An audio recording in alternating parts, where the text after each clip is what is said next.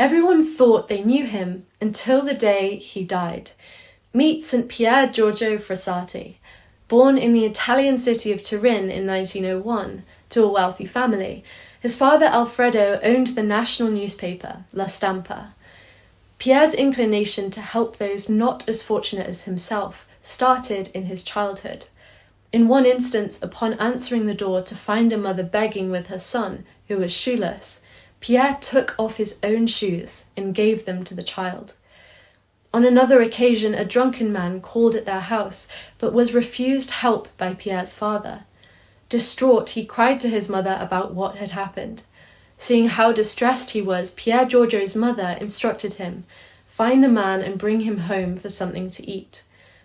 At school, Pier Giorgio was known among his peers for his devotion to help those in need. Later in life, he dedicated himself to a fight against inequality. He opposed Benito Mussolini's regime of fascism and spoke against communism. At university, Pier Giorgio studied engineering so that he could become a mining engineer, and said he wanted to do this to serve Christ better among the miners. Upon his graduation, his father offered him a choice, a car or a sizable fund. Rather than using it for himself, Pier Giorgio chose the fund so that he could give it to the poor. He spent the fund on helping a woman who had tuberculosis by offering her a bed.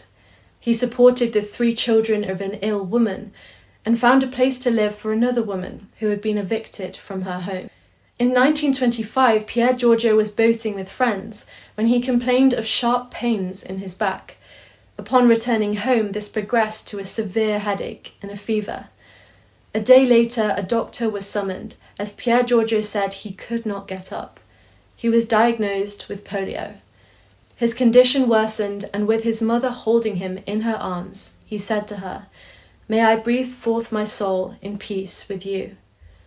St. Pier Giorgio Frassati died on the 4th of July in 1925, at just 24 years old.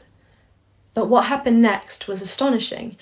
His parents expected elite and political figures to attend the funeral, as well as family and friends, but to their astonishment, the streets were packed with thousands of mourners. He was revered among the people that he helped. St. Pierre was canonized on the 7th of September 2025 by Pope Leo XIV. St. Pier Giorgio Frassati stands as a reminder of the quiet acts of charity and that the extraordinary can come from the ordinary.